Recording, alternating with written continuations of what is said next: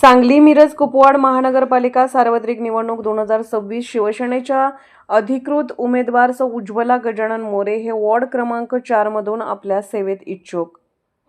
मिरजेतील सर्वात जास्त मानला जाणारा वॉर्ड म्हणजे वॉर्ड क्रमांक 4। इथे येणाऱ्या सांगली मिरज कुपवाड महानगरपालिकेच्या निवडणुकीच्या रिंगणात नेहमीच सामाजिक कार्य करणाऱ्या माननीय गजानन भाऊ मोरे यांच्या सौभाग्यवती उज्ज्वला मोरे शिवसेनेकडून उतरणार आहेत व निवडणूक लढवणार आहेत।